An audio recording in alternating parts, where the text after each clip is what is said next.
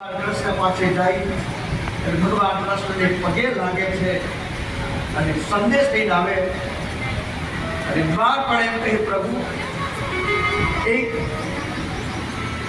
અતિથિ આવ્યો છે, બ્રાહ્મણ છે.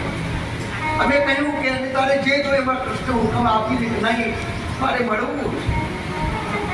ક્યાંનો છે, કોણ છે, કે દુકડો દે છે, શુક્ર કાયા.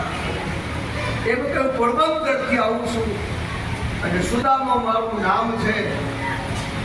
જ્યાં સુદામાનું નામ સાંભળ્યું ત્યારે પરમાત્મા સાદરે સુણીને વાનો